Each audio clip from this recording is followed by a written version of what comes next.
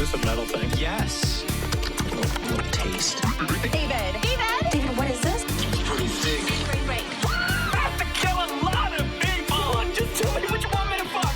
I have big tits and a tiny vagina. Oil me up, Daddy. I can't believe that Bryce prefers big tits. Mistletoe alert. This is back country. This guy was a real jerk. How long can Hugo being pregnant? Chomp, chomp, chomp, chomp. Oh, you're such a dick, David. Okay, everybody, put on your corpse handling gloves. Ew. Hoodie Picasso. Horror. Oil me up, Daddy. That's whoa! Starting out the Whoa. show, getting real with it, huh? Are we? I mean, we got to beep that. We don't want YouTube to know we're people. Hello and welcome to Horror Movie Talk Plus. That's right, folks. We've now transcended genre boundaries and sometimes cover other movies. Sexy movies, cool movies, slick movies. So whether you're a lover I like that. So whether you're a lover of horror movies or just genre curious, we strive to be inclusive of everyone. Make sure you rate, review, and subscribe on iTunes. Full video available on YouTube. Don't be a square. Make sure to share. Also, check out patreon.com/horrormovietalk, the equivalent of the adult section at your video rental store. Big thanks to the new patrons. You may have heard of them. They're kind of a big deal. Darren P., McKenna R., Tim J., Jennifer L., Jessica C., and Grant S. They're pretty important people. And if you haven't heard of them, well, you have now. If you want to add your P to the community pool, go to horrormovietalk.com or call 682-253-4468. Give us a jingle. Let us know what, you think about, I don't know, Nike. As always, we have Fart Simpson crammed into the production booth. I'm me. Don't jerk me around. And across from me sits the island boy, me, David Day. Oh, wait. I'm Ron Burgundy. It's funny until it's not, until it's just sad and we cry.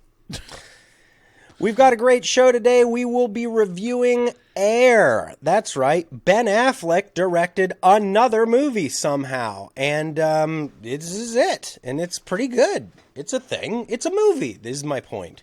We'll start out by giving a brief review and our score for the movie. We score on a scale of 1 to 10. That's how my kids would tell you. They'd show you all their fingers.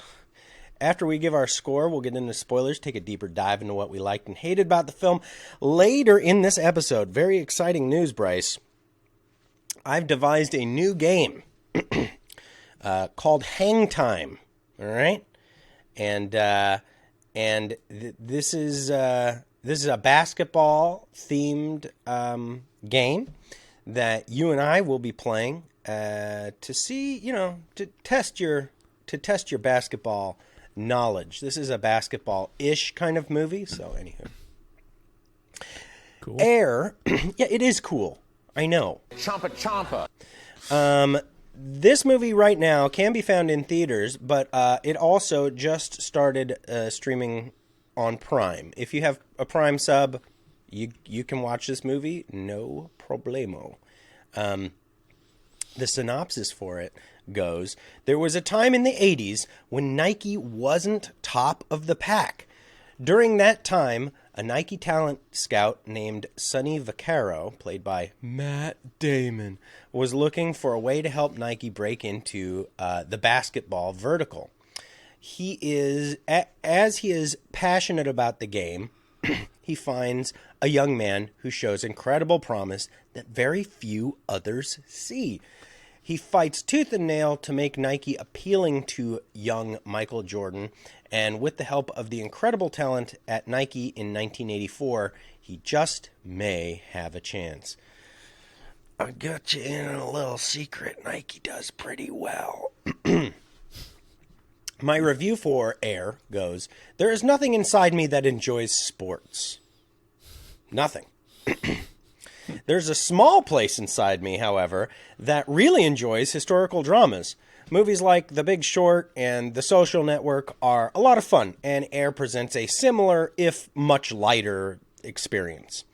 It's hard to believe that there was a time when Nike wasn't the top dog in the shoe world, but Air details the moments leading up to probably the most important decision of the largest shoe and sports gear manufacturer currently in the universe. It's questionable. We don't know how many manufacturers there are outside the world, but potentially the largest in the whole galaxy. Directed by Ben Affleck, who also plays Phil Knight. And for those of you who don't know, Phil Knight is the owner, CEO, head honcho, supreme ruler of Nike. He's right behind you. Oh, God. This is an interesting insight into marketing and how one can have a hunch so strong that it changes the world. A lot like Horror Movie Talk Plus. So the star-studded cast is enough to get anyone to watch. This cast includes Jason Bateman, Matt Damon, Ben Affleck, Viola Davis, Chris Tucker. Remember him? He's great. If you don't remember him, you should. Marlon Wayans, and even a little part for Jay Moore, who I miss a lot. I miss Jay Moore.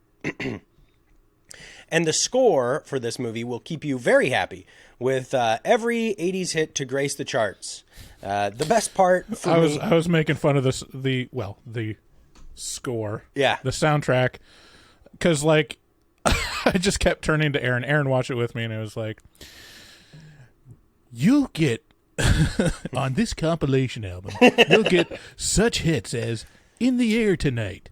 And then, like, by the time I finished that, it started a new 80s hit. It's like, literally, they used less than 20 seconds of each song, and it's every, like, I love the 80s songs. Yeah. Born in the USA, was born.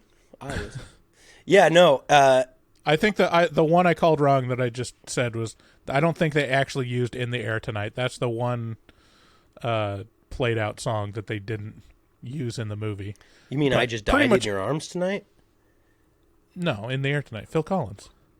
Oh, The consummate yeah. 80s song. But like everything else that's featured on the soundtrack of Vice City, of GTA Vice City, is on this album. Yeah, it's great. Look, I mean, if it works, it works, and it works. For me, I'm like, oh yeah, I like this. I like this song. It's I like like this as song. it's as obvious as The Wedding Singer in like 80s nostalgia, except it's not doing it for jokes. No, It's like, oh, this is, but it's as like ham-handed of like, hey, we just found out about email. I don't know. I can't remember like what they, but it would be like, Not it would dwell on like, hey, look, we got Coleco handheld games. And then it changes to a shot of like the Rubik's Cube. It's like everyone in this Nike office is just interacting with every 80s nostalgic piece of technology and not working on the basketball division, supposedly. So Is that maybe that's why they're not succeeding. 1984, was that casual racism? Was that racist? Yes. The best part for me about Air is it's only tangentially related to sports. Barely even showing Michael Jordan. You wouldn't even believe how little Michael Jordan shows up in this. To be honest, it makes you wish it did show Michael Jordan a little bit. But this movie is mostly concerned with Nike's breakthrough on riding Jordan's coattails to being literally the biggest shoe producer on the entire planet. With this being free on Prime, it's an easy one to recommend. I was interested and laughing throughout, and also, it has a compelling arc. It's really not it's not heavy duty. It's not gonna crush you in some impressive way. Like What is the compelling arc? I'm curious to hear you say that. What is compelling about the arc to you? Oh, to me, I like watching the thing be born, watching this never before done thing in marketing happen.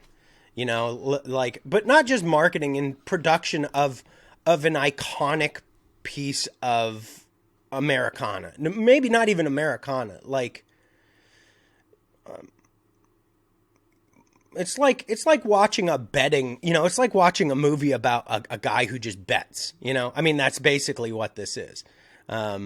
It's like, it's not compelling if you're not bought into it, but it's compelling if you find the subject matter interesting. And I mean, for what it's worth, it was hard for me to fathom any time in history. Like, this is one of those things where I just have a huge blind spot, and it is shoes and the history of shoes. It's the weirdest blind spot, I know, but it's so strange to consider that Nike was ever like the little guy, and then watching how they did it, that's a compelling arc to me. So I like this movie, to a nominal degree. From me, it gets a 7 out of 10. What do you think about that, Bryce? Yeah. Here's the thing. It's a good movie, like, in that it uses all the tactics of storytelling and film to get across the plot. That being said, I think that this movie and a lot of the movies coming out this year are the most cynical and wrong-minded direction in film, and I can't accept it. And so I give it like a 5 out of 10, and that's like being generous. Okay, I'm going to have a rant right now. What are you talking about? My rant. Cynical and wrong-minded. You've piqued my interest. I'm going to have like a Mike Stoklasa like rant about this from Red Letter Media. There is a swath of movies coming out this year that I'm going to coin the phrase late stage capitalism cinema, which is the movie industry has gotten so bad and like so dependent on sequels and remakes and like sellable properties to where like Disney only is interested in making a movie if they have to spend $400 million and make $2 billion at the box office. Like that's like table stakes, and every other studio is trying to do that and with varying success, and they're taking the safest route with their properties. And so it's like really hard to see like a genuine movie.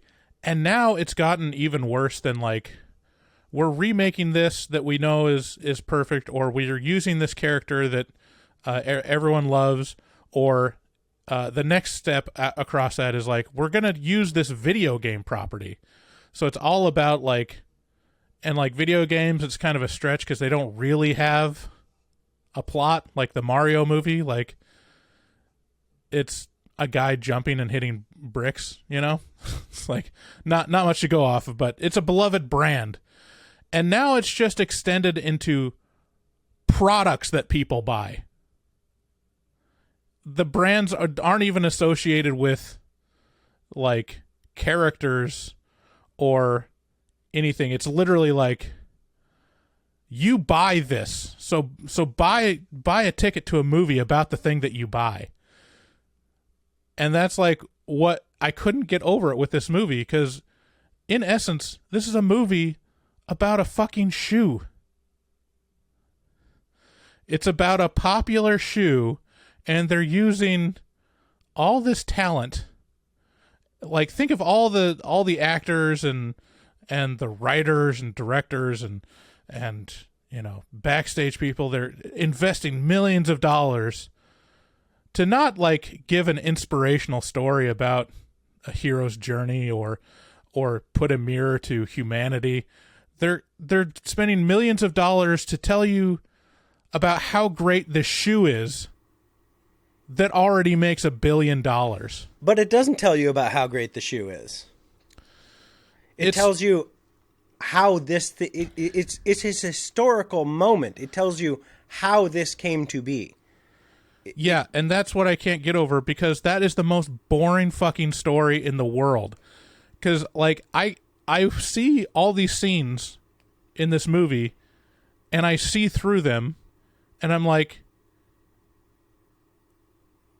25% of this movie is business meetings. And they Hollywood it up and be like, oh, you know, like, I discovered this, or like, what if we do this? Or it's like, but I see through, I'm like, business meetings are the most boring and soul-sucking thing in the world, and I know how they probably actually went. They just sat around for hours every day and went at it at different angles and then came up with this. It's not like one guy's, like, vision of, like, hey, I know what's going to happen if we do this. Like, no. There's so many times it does that in this movie where it's like, I just see through it, and all I see it with is with the lens of cynicism, and it's like, I don't want this trend of product movies to, like, start taking over Hollywood. Because look, Are there more movies about products slated? We've got Air, BlackBerry just came out, which is about the phone company BlackBerry. We've got a movie about the making of Flaming Hot Cheetos coming out. We've got a movie. To be fair, though, that sounds pretty good. We've got a movie about Tetris. There's these movies coming out that are just about, like, selling us products that we already buy.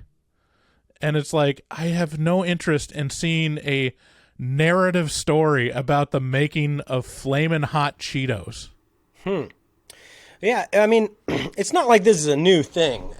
See, here's the difference. The difference between this movie and like the upcoming movies that I mentioned, like, it feels like it's much more about glorifying the product and having nostalgia about the product itself, whereas previous movies like The Social Network and what was the other one that I thought of?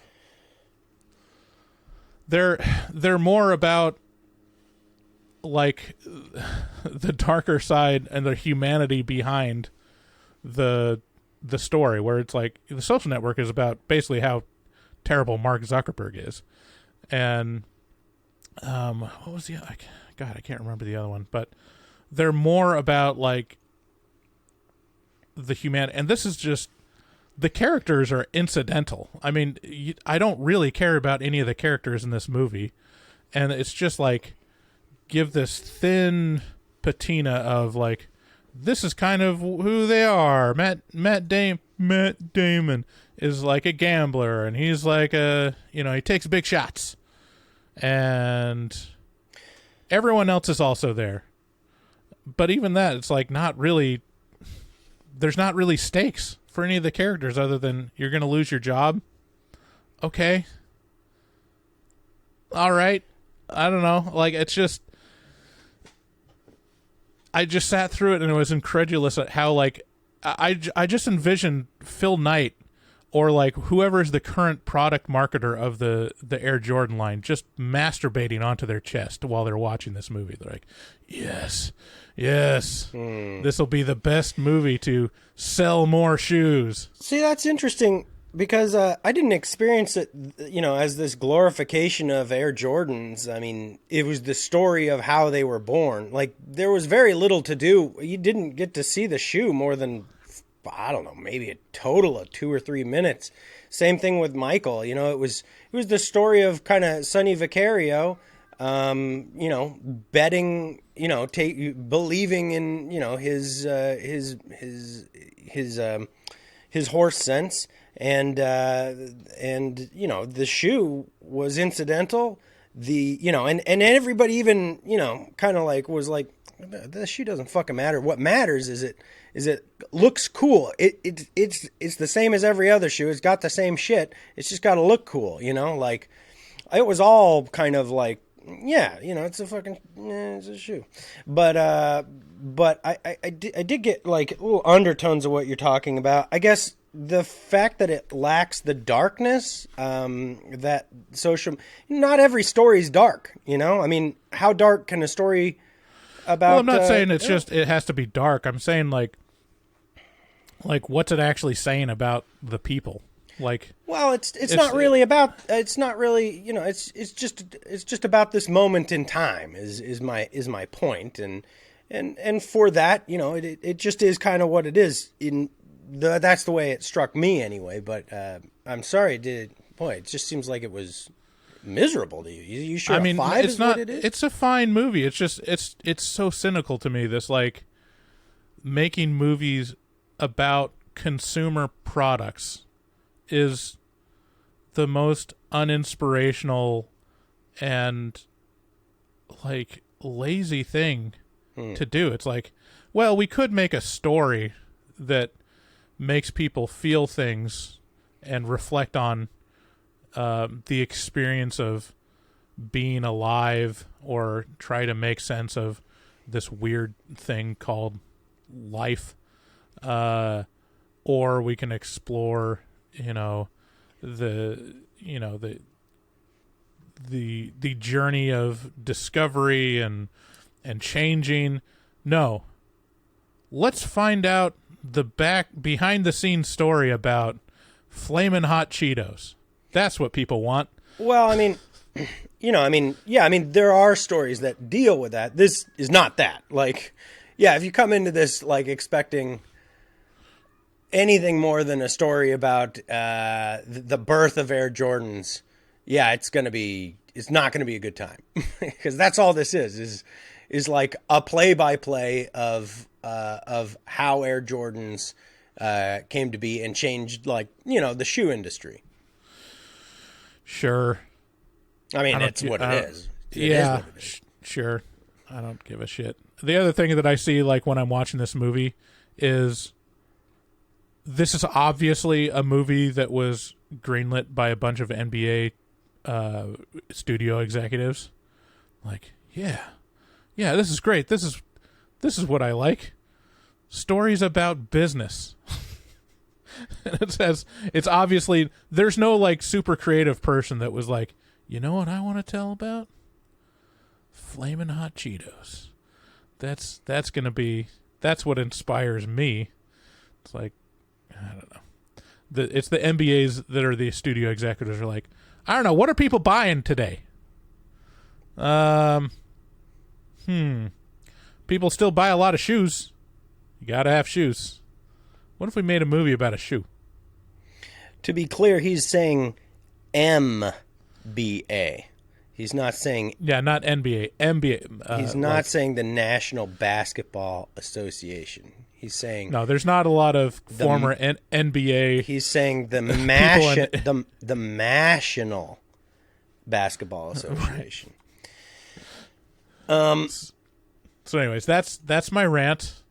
And I will probably have it again as these inane movies about products keep coming out.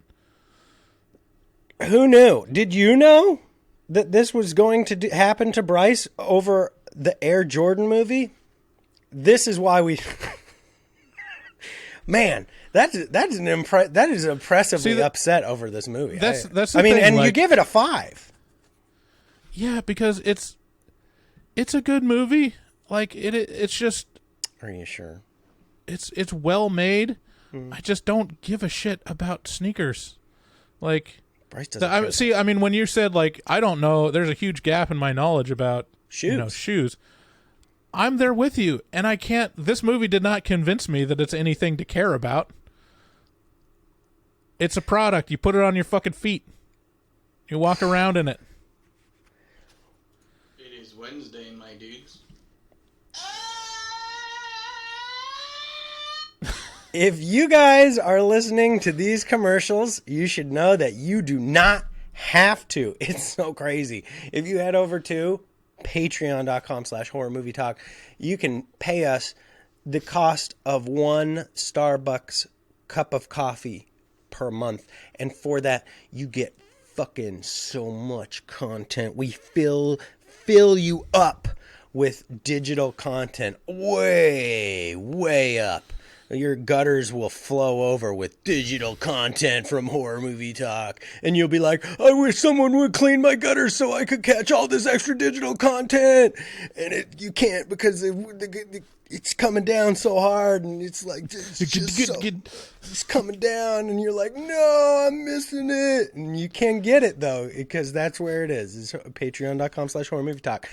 Also, you can buy stuff at our shop. I know you won't, though. So head on over to horrormovietalk.com/shop. Check out our resident artist. He drew the art that you see on the thumbnail for the YouTube video, and also, on our website, horrormovietalk.com. We do write-ups. We write reviews up. And you know what else? You guys, if you haven't, you should head on over to our Facebook group, the Horror Movie Talk Facebook group. Lots of very funny memes, all horror related or related to the show. Lots of cool people. Just an awesome community that puts you in touch with us too. Like I'm trolling around there all the time, so check it out. I think Bryce kind of lurks. He's more of a lurk than a troll. I'm a lurker. Yeah. If you want to give us a call, 682-253-4468. Leave us a voicemail over there. Thanks again for listening, and let's get into spoilers. But I don't know if I can do this.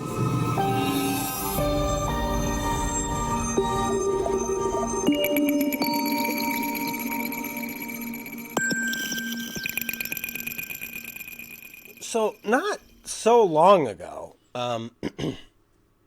you and I had a conversation, Bryce, where you bemoaned, you were like, I'm a real company man, Bemoaned. And, well, that's such a weird way to put it. Well, you bemoaned society, basically. You were like, it's this thing where you got to, like, move around to get ahead now, and it's just, I just want to be loyal to a company.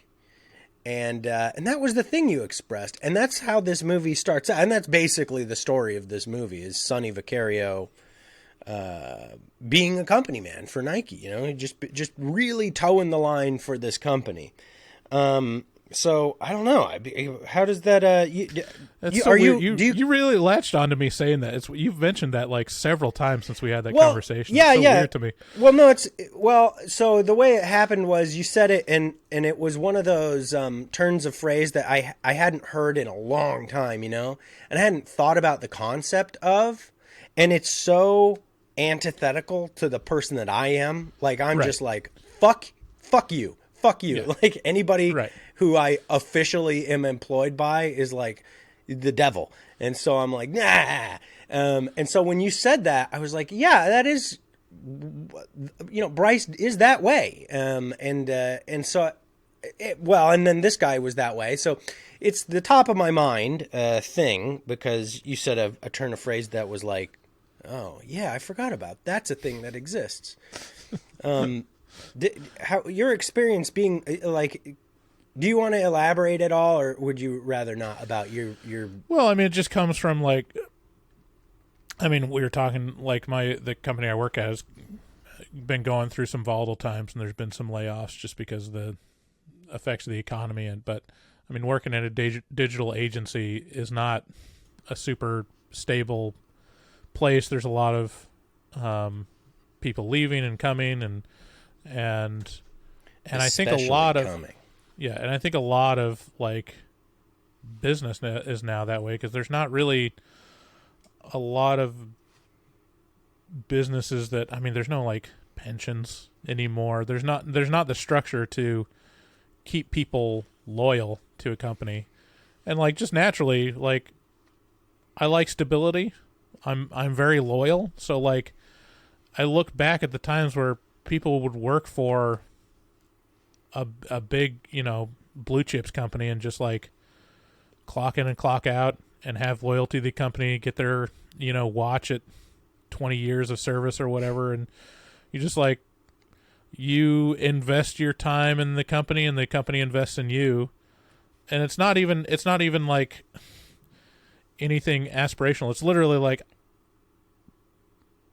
there's probably a lot of people that just don't want to put a lot of energy into where they work or like try to move up. It's like they just want to lock into a system, like have work life and then leave it behind, and anything that makes me worry about my job or like am I doing the right thing or like could I do better somewhere else, like I really just crave to be okay with where I'm at and have where I'm at be okay with me, and have that be kind of the standard. And so yeah, there's still jobs like that, I think, mostly in the public sector, but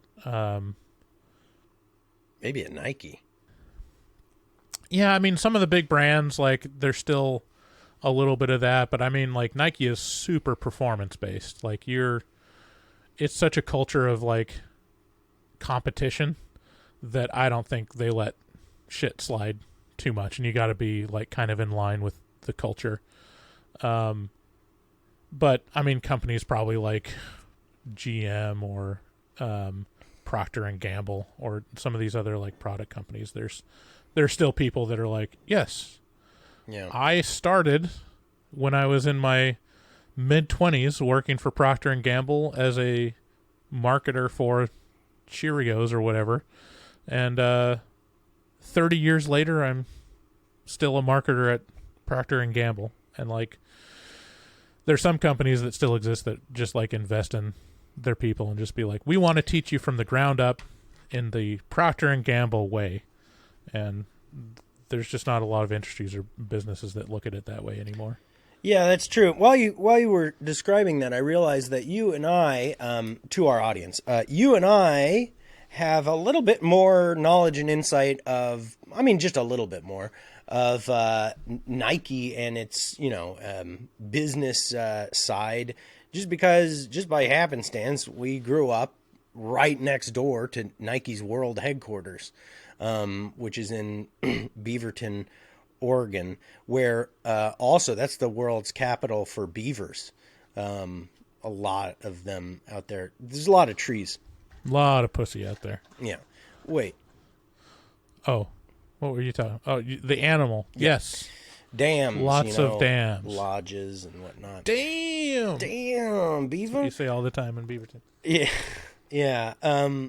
So yeah, we know a lot of people. We've never worked at Nike. Look at us. But we definitely know a lot of people who do and come in contact with, the workforce over there. Just because it's very nearby to where we both grew up. Have you ever applied at Nike? No, I have a contact who does a lot of graphical design, for me, and he does a lot of has always done a lot of contract work for Nike, but that's as close as I get. Yeah, it has a pretty strong gravity, it's like Intel. pull. Yeah, Intel, HP, like you'll find job listings that are kind of vague, and you realize like, oh, this is like. You work for a company that basically exists only to serve Nike, right? Yep. I've applied at a couple jobs at Nike and never got it, and I think it actually would have been terrible to work at Nike because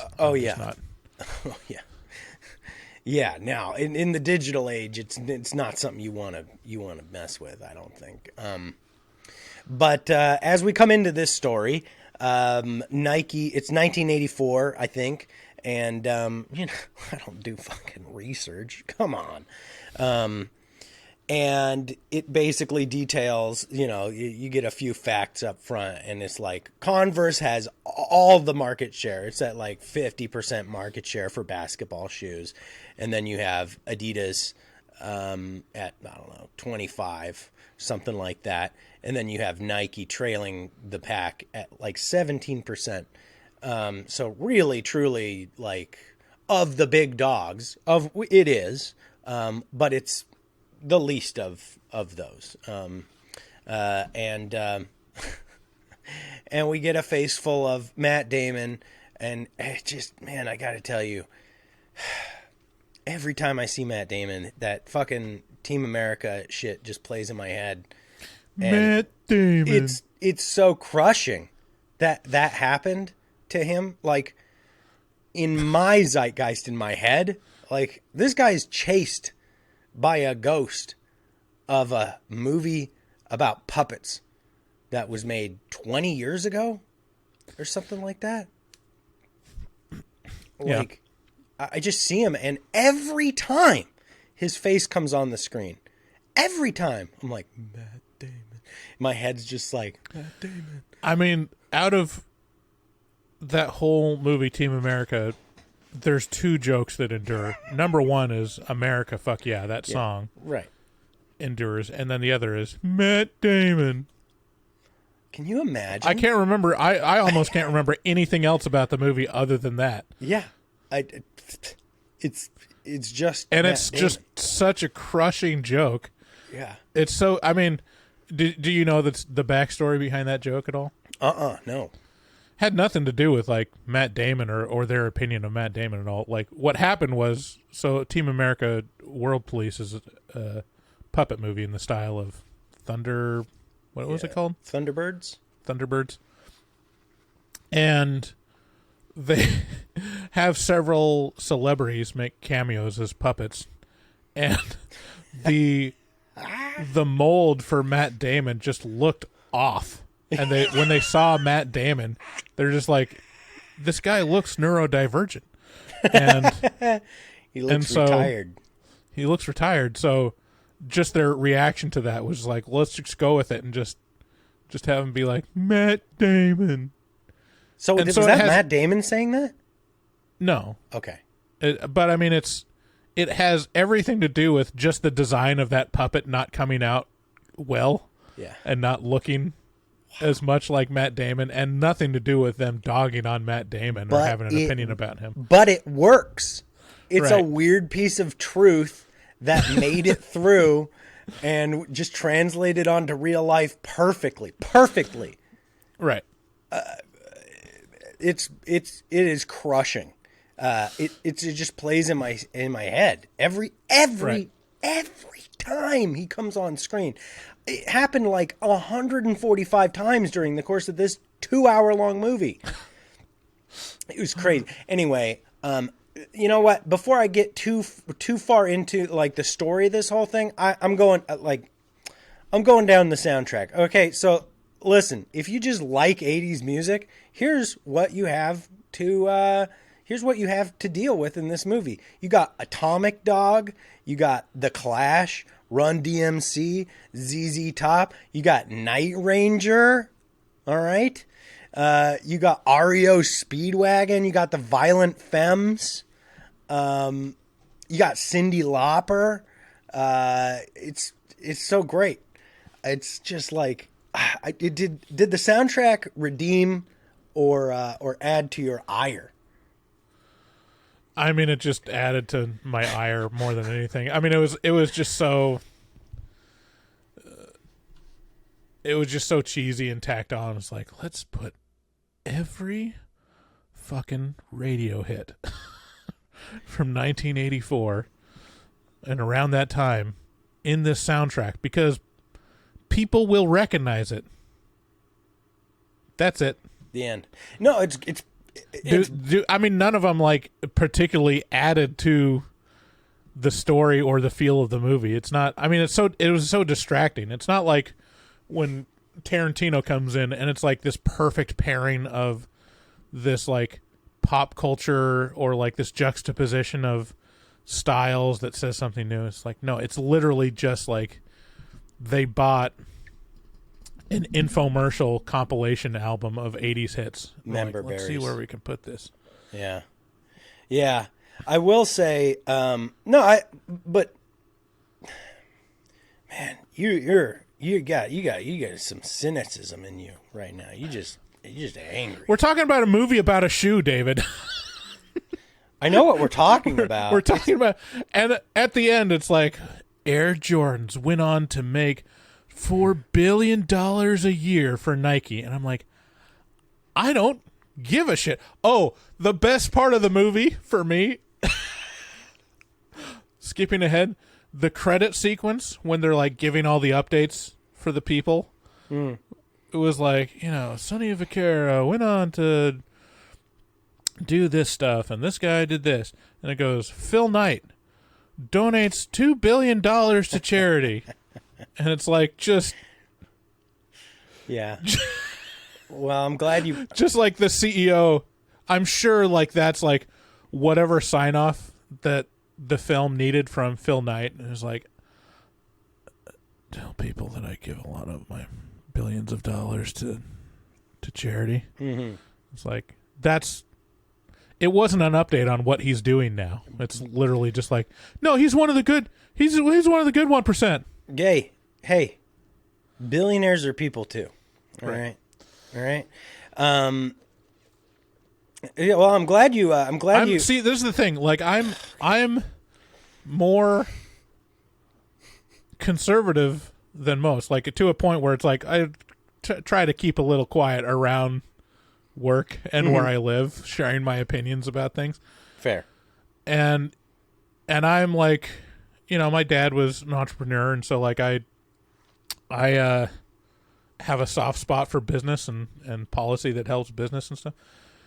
But even when I look at these billionaires, like having the platforms and the power that they do in the country now, even I'm like, I mean, what if we did eat the rich?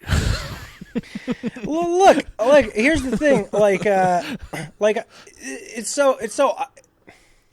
I don't know. Now you're. I mean, that's a non sequitur. Look, Phil might have very little to do with this movie. Now you see what volcano you're opening right now.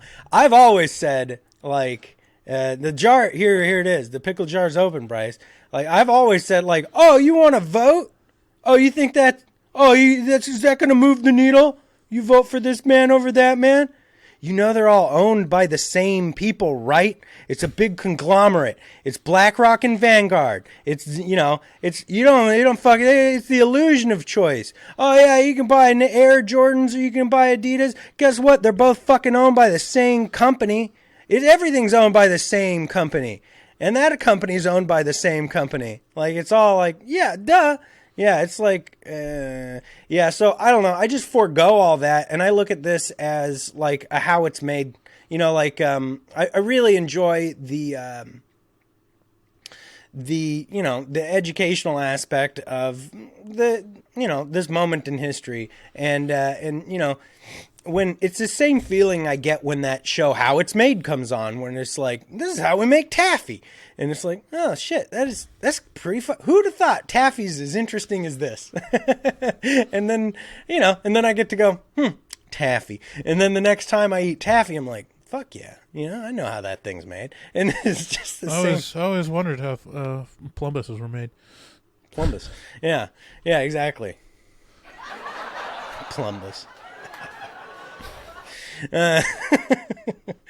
So actually, this is a good segue. Phil Knight.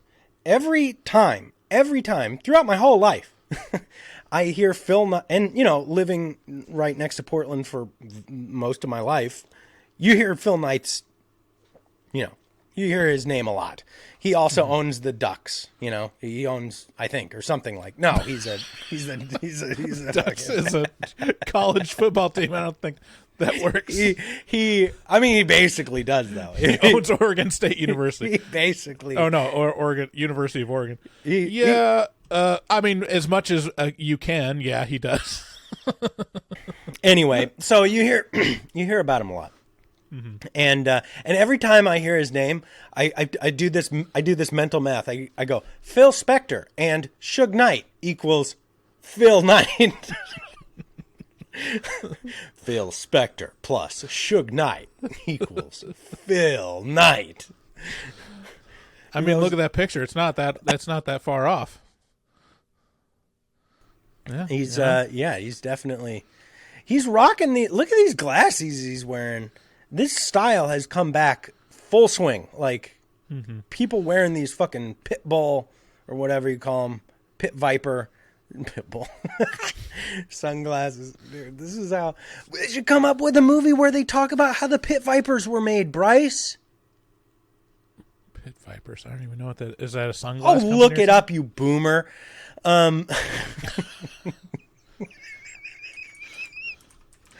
Oh, and then Chris Tucker comes in, probably the best part of this movie.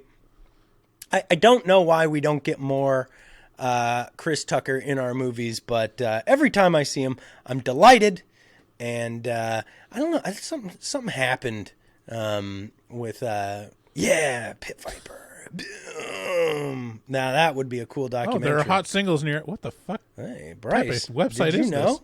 this? I turned into the YouTube to see what. Oh, that's funny. There are 0 hot singles in your area, but there's one email writer eagerly waiting to talk. That is, I might just have to buy these sunglasses now. Dude, these are Look in. at the site. These Jesus. are in. Yes. What? Okay. All right. Yeah. Let's make a movie about Pit Viper. Yeah. You see what I'm saying? Dude, yeah, no, it's fucking badass. Every high school kid is wearing these things. So, obviously, I have to do the same. Is this a new company or is this like Oh, yeah, it's big back in the 80s? No. It's like it showed up and was like, let's harness the energy of the WWE skateboards from the 1980s and testosterone. Oh, and riffraff. And then this is how this is born. Riffraff fucked a WWE tournament and then threw a skateboard at it at the baby. Not gonna lie, I am tempted to spend $90 on some of the shittiest glasses I've ever seen.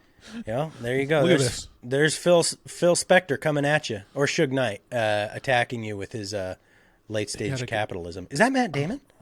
I want some of these lift-offs. That's You a gotta power lift move. off. Yeah.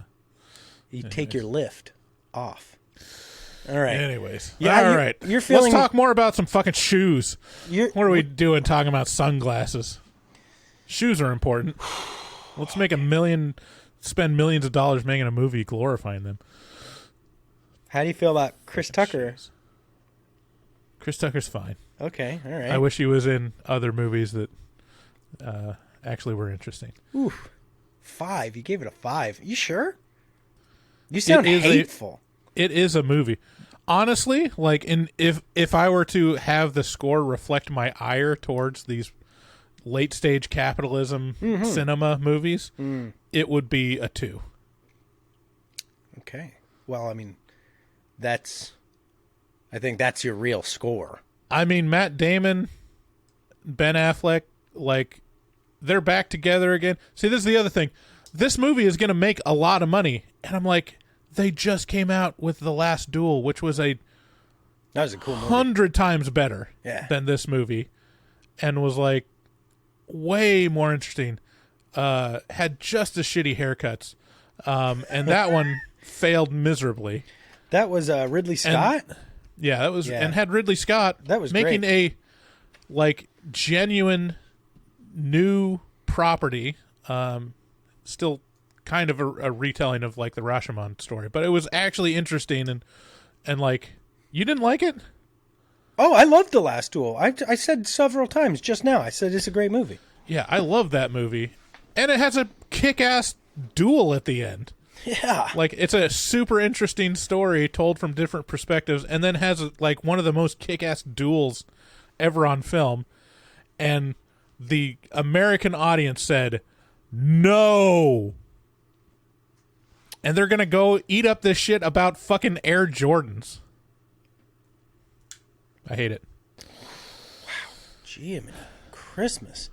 I don't think I've ever seen you hate a movie this much. Ever.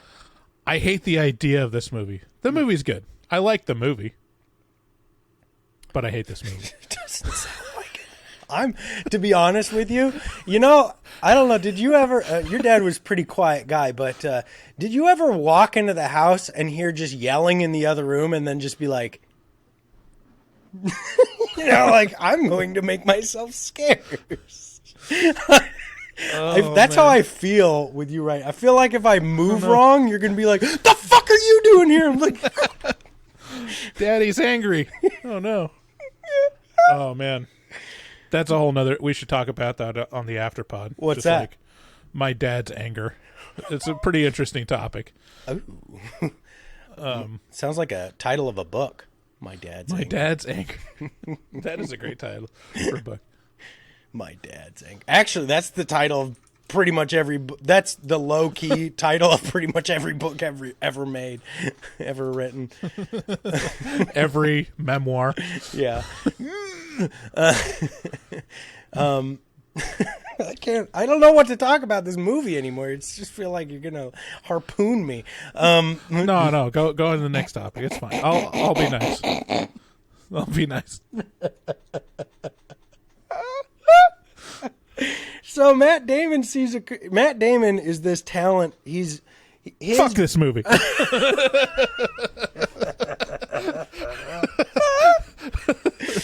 Man.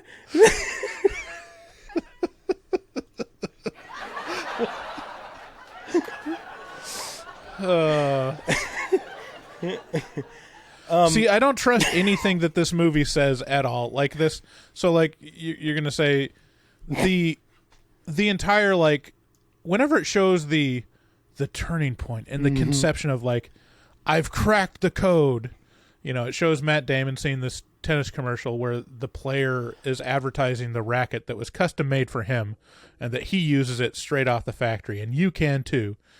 And he's like, we can do that with a shoe. And it's this like, it's a very Hollywood epiphany moment. And each one of those that comes up with, like, I just see through it. I'm like, that's just not how that happened. I don't know why you wouldn't believe that. That is not a feather in the cap of Nike at all. It's literally saying one of our Nike execs, a talent scout, literally just copied a brilliant ad campaign from another company. I'm not saying it's like trying to glorify. I'm saying like it's a storytelling device applied to coming up with a product, you know. And it's like, yeah, that is how you come up with new ideas. You like look at what is happening elsewhere and apply different things. But like the storytelling moment where it's like, and then he cracked the code. It's like, in reality, it's probably they're sitting in a business meeting in a bunch of office chairs, and they're like, hey, well, what if we really just like attached it to the player? Like this other guys are kind of doing that, and then the other guys are like, yeah, that's an interesting idea. Bruh. And they wrote it on a chalkboard, and they're like, Bryce, well, that's one are you idea. angry that something in the movie might not have actually happened? It's just Old man yells at cloud. That's not what I'm saying. It's the whole process of using these tropes to dramatize. Yes. Dramatize. Right. Like They're laughing at you. to dramatize the business decisions and strategic marketing choices of a new product is like, It's a movie. It has to do I know that. it has to do it because it's a movie. Why are we making a movie about this fucking shoe? Oh, hey ho, I call it squirrel. Old man yells at cloud.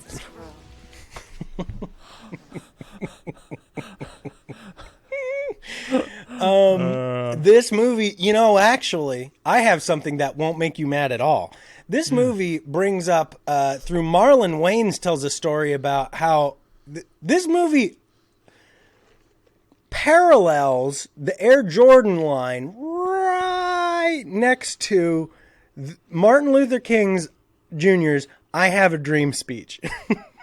It's like, you know, it was part of the Air Jordan. It was part of it. We just kind of there That's the for thing. the ride. Like, everything in this movie, like, is not inspirational or like, it's not inspirational or life affirming or like, there's no actual story about greatness because who the fuck cares about a good shoe? Like, but Man, what it does I gotta tell you, I absolutely care about a good shoe. I spend a lot of time on my feet now, and all right, well, let me finish my thought. Oh, what it does do in spades is latches on to greatness. It's like, you know what's inspirational?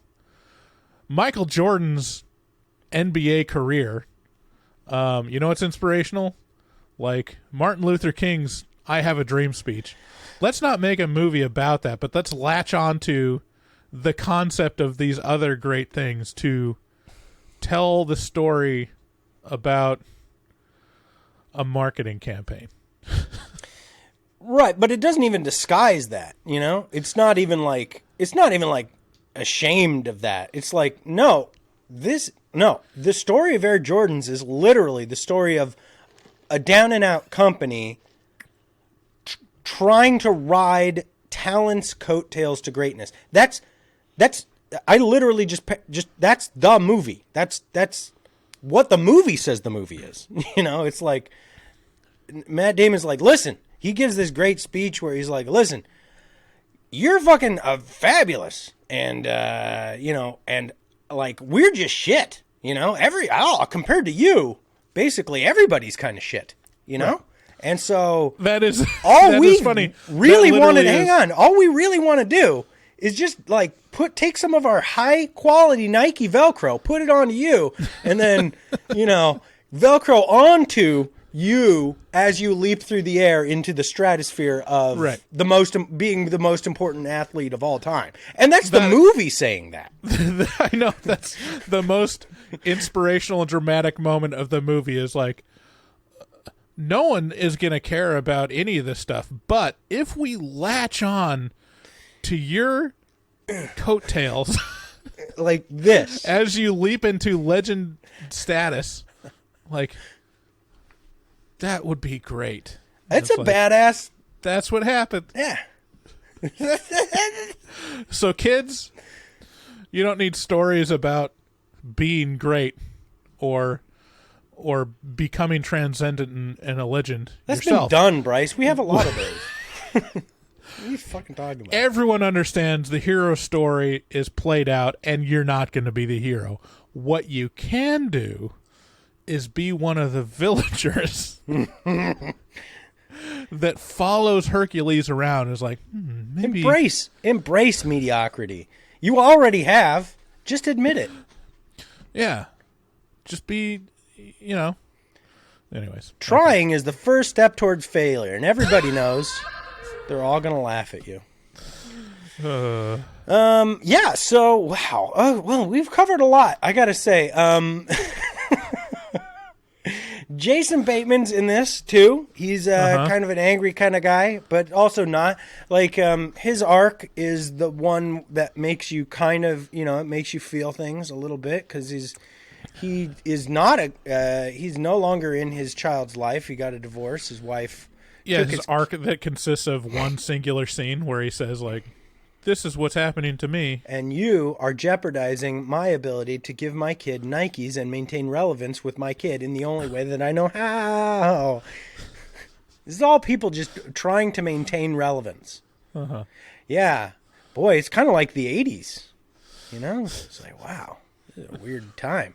Yeah, no, everybody at Nike kind of feels like Matt Damon's making a bad decision. Because he wants to bet the entirety of Nike's basketball funds for this year on just one guy instead of spreading it out over 3 or 4 guys in the NBA, sponsoring a couple of different guys. And his idea is, hey, instead of putting Michael Jordan in a pair of Nike basketball shoes, we make a custom pair of shoes that embody the person that is Michael Jordan, and give him his own line. And the way we have to do that is, well, first I'm going to try, talking to his agent, who is an acquaintance from, childhood or something like that. But that guy is a real jerk. And so we're not making any inroads by talking to Michael Jordan's agent. So instead, what I'm going to have to do is I'm going to have to circumvent his agent and take a flight to North Carolina, drive to his parents' house, shake their hand because they're really the ones making the decisions. No 18-year-old kid is going to be like making these massive decisions. And that's a good thing because Mama Jordan is, she's sharp. And so he heads over there to North Carolina, sees Mama Jordan, and her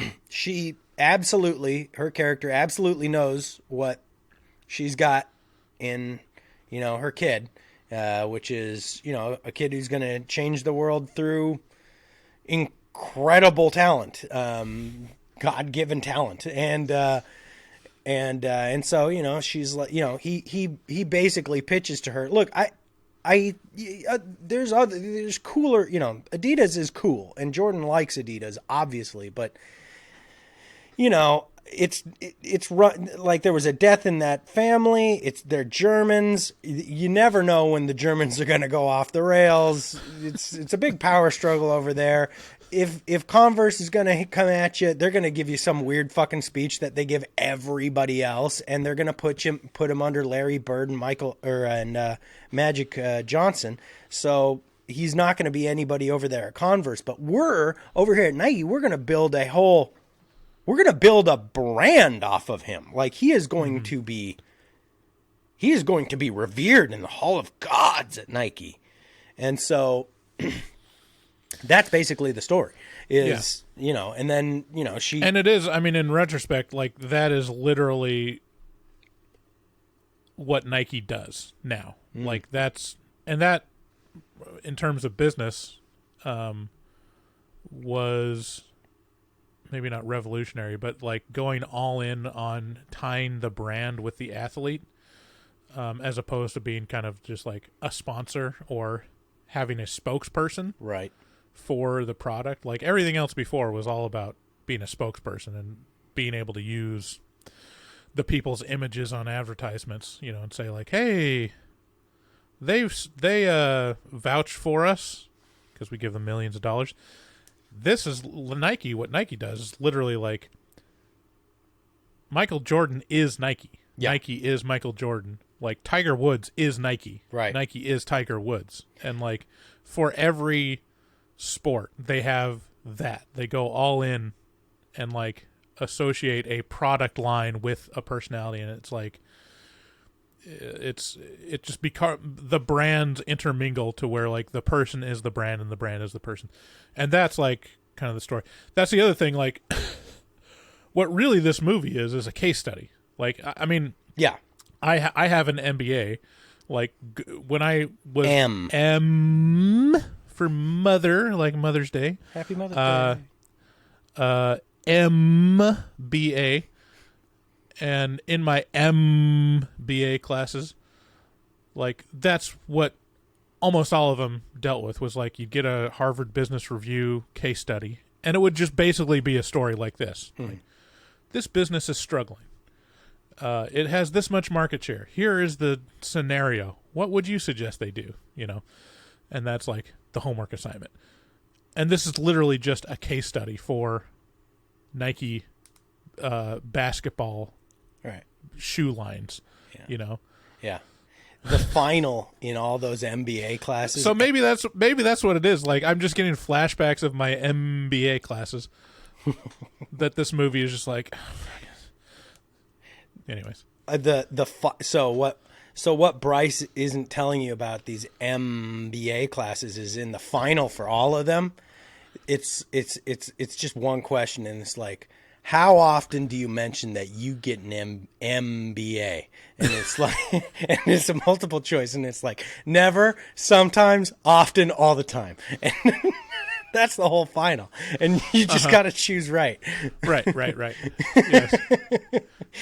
Yeah, no, Bryce is more important than me for sure. And I hear about it a lot. I know I'm bad at being a businessman.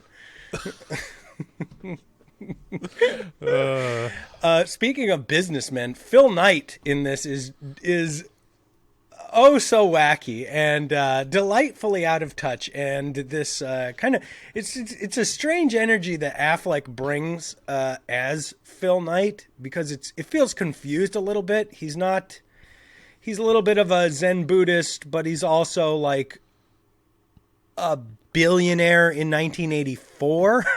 Right. You know, like before that really was a thing. And so it's a weird thing that Phil Knight or Suge Knight or Phil Spector is in this movie. It's a pretty good representation of a CEO, to be honest. You think? Yeah, because that part was like interesting in that like Matt Damon's character would push back on Phil Knight and say like, hey, this is an entrepreneurial, like this is a big risk. Like, you remember when you used to do that, selling shoes out of the back of your car. Like, anyone that is the founder of a billion-dollar company that is still CEO, like, they know how to take risks and like are like creative thinkers. And now he's like, but he's built it up to a point where it's a public company. Yeah. And it's a different thing because he's beholden to shareholders and a board. And so, like, when you're a billion-dollar company, like, it's not responsible to waste money, you know, because you're wasting other people's money at this point. And just the perspective of him, like, it's not important to Nike to spend lots of money on the basketball division because they're losing money and they're not doing good, and we're probably going to cut them. And then also being out of touch in the way that like he no longer has to worry about the day-to-day stresses of the company. He has a successful company that's going to keep spitting out money and getting him millions of dollars. Like, so he has the time to be like, be zen and, you know, explore like these. Oh yeah. Does the Dalai Lama have a grape colored Porsche? Like, yeah. It is an interesting little character study kind of thing going on with Suge Knight, and I don't know. I mean, it's interesting that they were allowed that level, because you know this is a corporate owned movie. You know, it's something about this feel. Yeah, I know it's crazy, but no, you know that like he had to sign off on this probably a little bit, but I imagine it did come down to something like what you said earlier, which is like, mention that I've given away $2 billion, thank you, and then he just kind of like walked away. Although I kind of doubt that. You know, knowing the cult of personality that he probably is. Please don't at us, Phil Knight. We're tired of you getting in our comments. We're just tired of it. Anyway, so yeah, as it turns out, you know, it's all kind of a foregone conclusion because we know Nike does okay. The end of the movie. Air Jordans became a thing. It you know, and then it does the incredibly obvious thing at the end of the movie, which is show you words to tell you everything turned out okay for Nike. This guy is now a billionaire. This guy's a billionaire. This guy's also a billionaire. This guy gives some billions of money to, you know, this and that. And now we have shoes that are, you know, we've created a market within a market. You can't even just go to the fucking store and buy Air Jordans anymore. You have to go through like 4 fences of Air Jordan, like backstreet dealers who like cut it with fentanyl in order to just put a fucking shoe on your feet, you know? Yeah, I mean, I've seen like clips and stuff of like, these marketplaces for shoes, or people talk, or like that episode on Atlanta about getting the Nike ones or whatever. Yeah, like that. Just I look at that, I'm like, you can still just go to a shoe store and buy shoes, right? No, like not these shoes. It's marketing. Marketing. It's just like the same thing as I view that as insane as people that like buy NFTs. It's like it's just they're literally. I mean, there's nothing different about them other than the branding. It's like you can just buy the same shoe that looks a little different for $50, but it's not a Jordan. Yeah, it's wild. It is wild. Yeah. It's it is crazy. There's the most recent season of Love Is Blind. I don't know if you've partaken, but it's pretty great. Netflix is able to create these really heinous. Like I can't stand any of these romance reality shows. They're just like, let's watch people fuck. Dude, it's so debauched. Like Love Is Blind is actually pretty light. Like The Ultimatum is like, holy God. But no, Love Is Blind has a fella on the most recent season who works for Nike. It's a season based out of Portland and Seattle.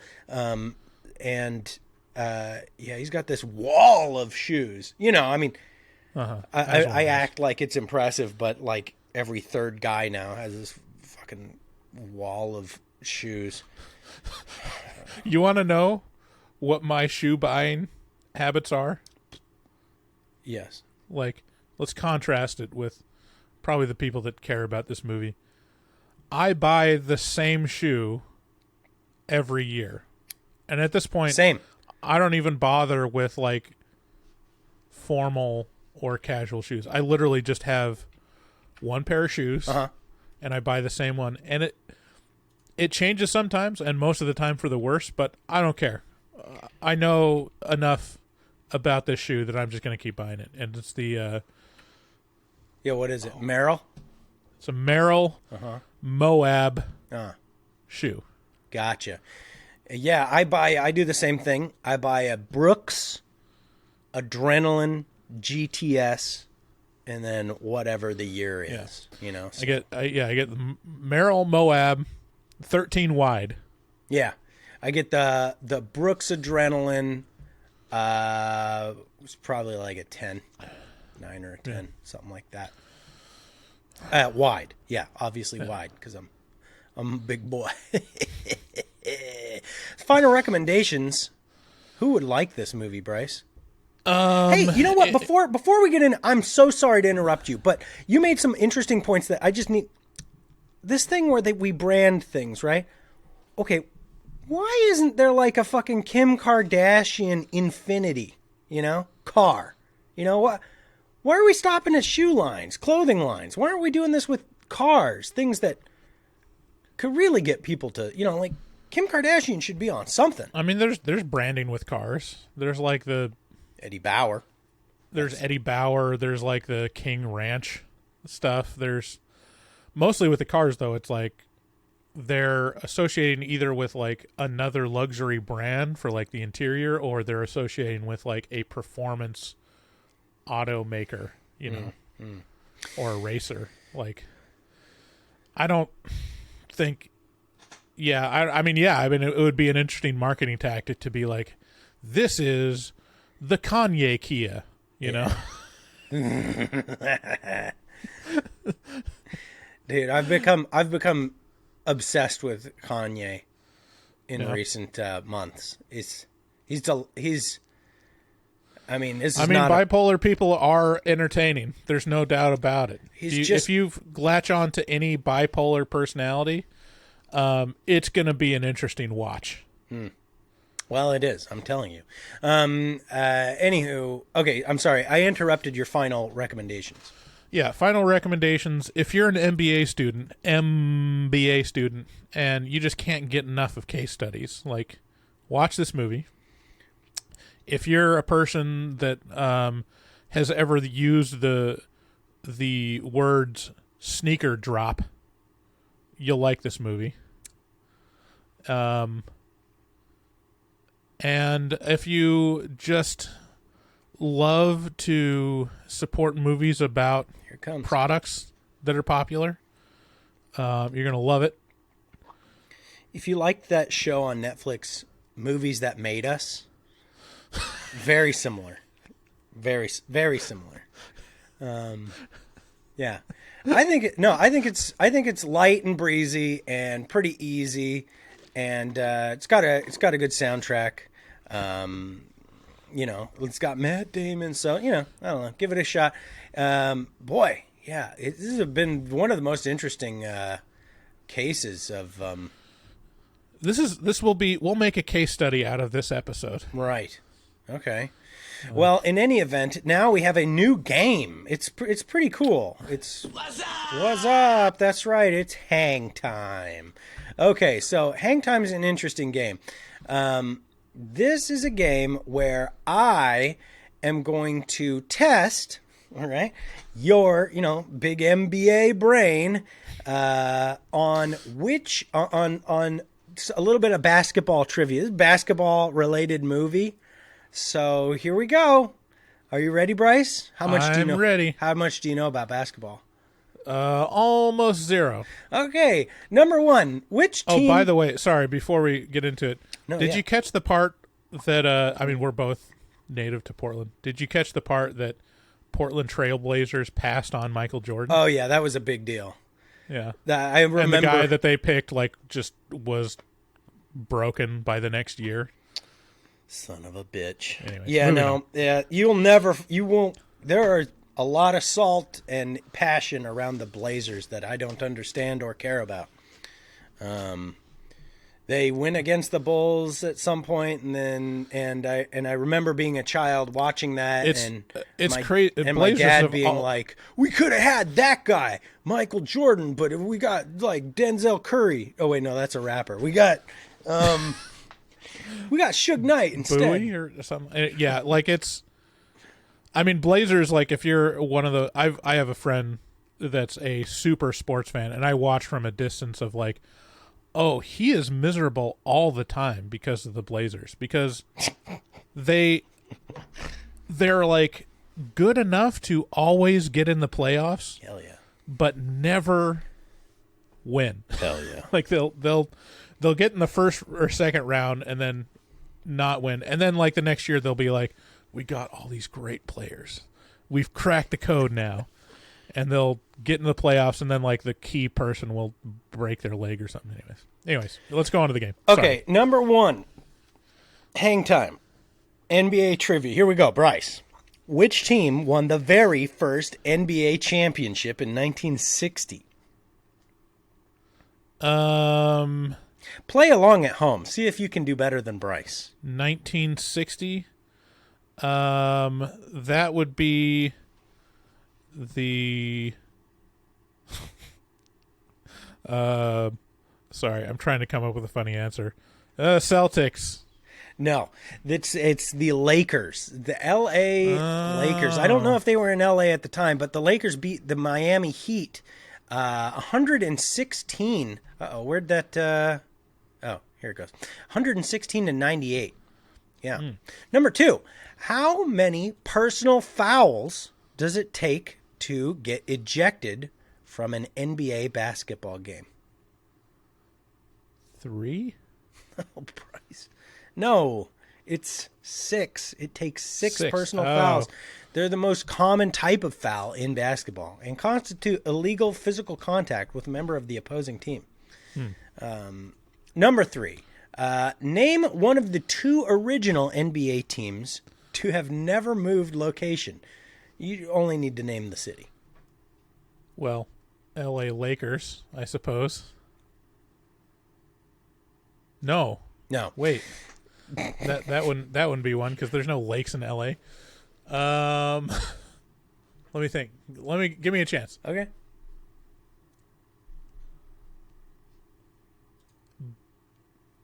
Feel like Boston Celtics would make sense. What is happening right now? Yes. Yeah, you did it. That's good job. You got to. Was that both of them? It was L.A. and Boston? You only need to name one. Oh, okay. Let me think if I can get the other one. I can't believe you did that. You're Detroit Pistons? Wow, what the fuck? No, that's not it. I just can't believe you're able to name another NBA team. To me, like, I'd have been like, I don't fucking know. No, it's the Boston Celtics and the New York Knicks. Only two teams that are still in their original place. Okay, this one I think I would get this. How high is an NBA rim required to be? This is the rim of the hoop. That's where they shoot the ball into.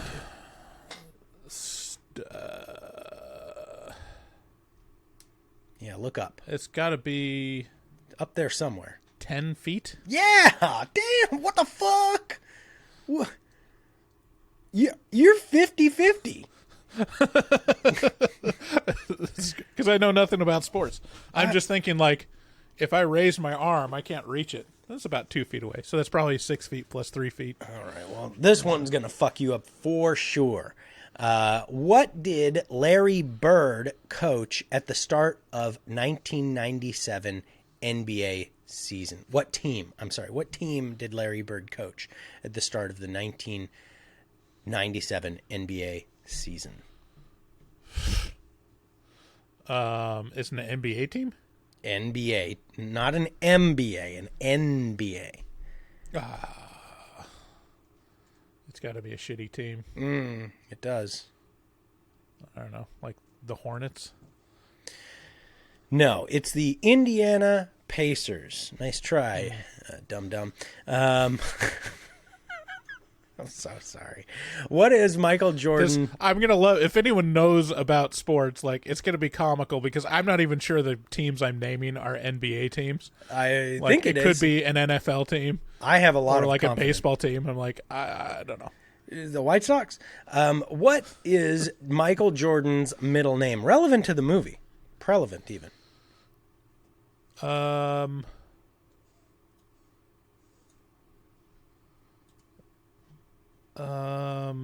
give you a hint. You want a Is hint? it James? You're so close.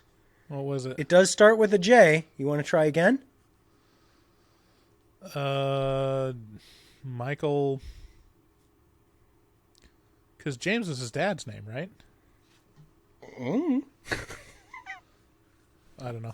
I give up. Jeffrey. Jeffrey. Yeah. Okay. All right. Here we go. Oh, this one I don't. This one I don't know. Who is the shortest player to? This is question number 7. Who is the shortest player to win the slam dunk contest? Oh, it's Spud Webb. Is it Spud Webb? Yeah. Yeah.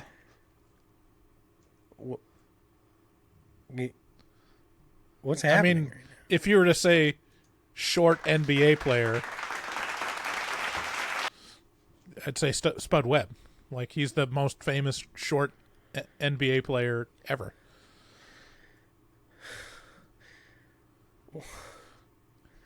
Okay. Wow. What the fuck? I mean, we grew up in the same time. This is like just pop culture stuff. I don't know. Okay. This has more to do with like me having friends that are obsessed with basketball versus me actually knowing anything. Okay, here we go. What is Toronto's first basketball team? Now I'm getting a little offended and upset. So, what is Toronto's first basketball team named?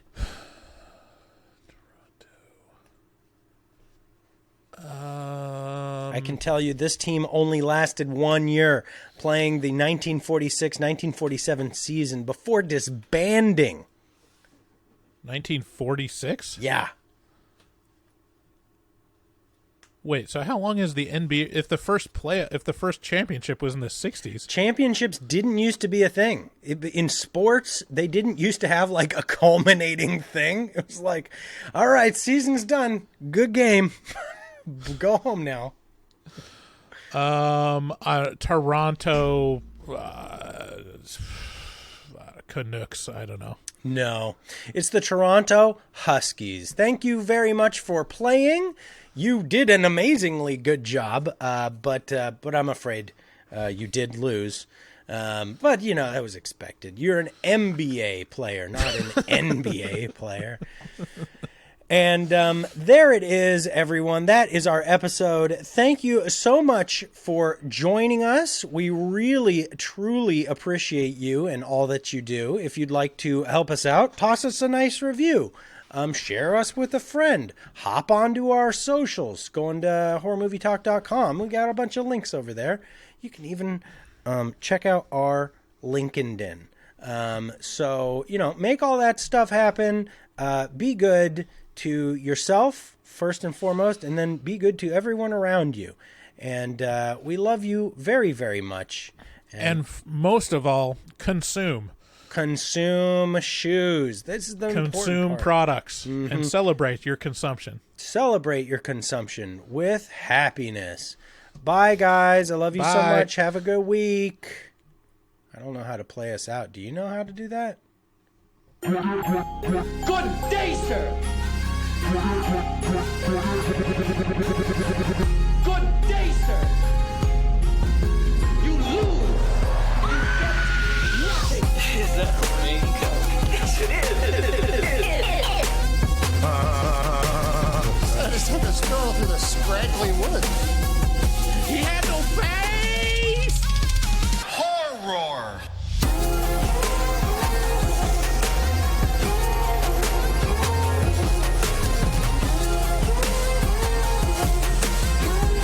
Guys, wait.